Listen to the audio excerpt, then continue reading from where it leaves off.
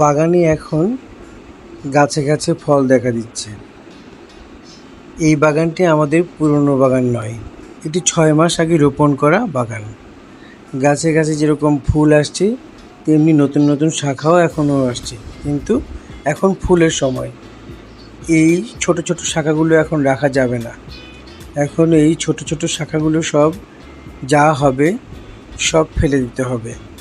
একটু 6 ইঞ্চি 3.5 ইঞ্চি যে সমস্ত শাখা আছে, একটি গাছের একটি ডালের মধ্যে 2টোর বেশি আসলে শাখা এখন রাখা উচিত না।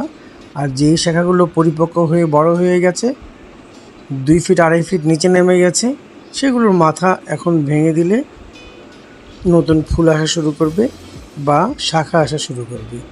কিন্তু শাখা আমরা রাখবো না, শাখা আমরা ফেলে দেব।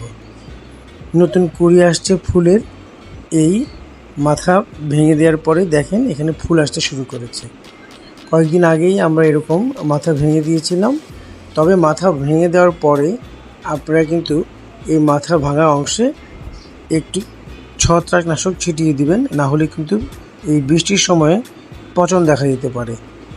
থেমে যাওয়া এরকম ব্রাঞ্চগুলো ফেলে দিতে হবে এই সময়ে।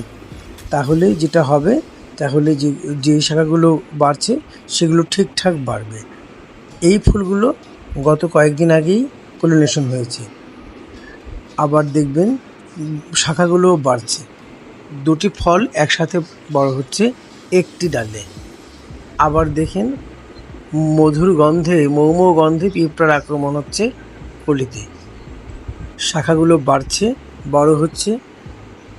এই বছরের শেষের দিকে এই শাখাগুলোতেও ফল আসা শুরু করবে আশা করি।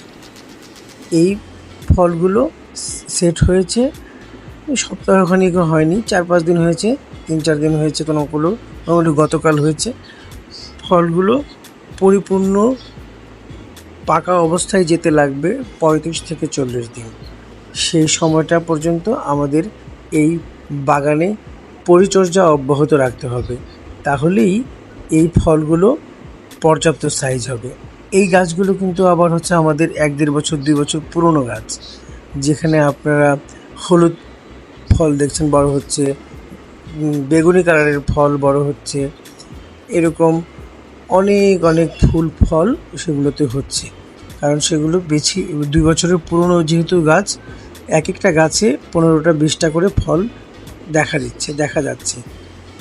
15টা 20টা ফল অলরেডি সেট হয়ে বড় হচ্ছে, আবার দেখা যাবে 15-20টা ফুল ফুটছে, ফলে পরিণত হচ্ছে।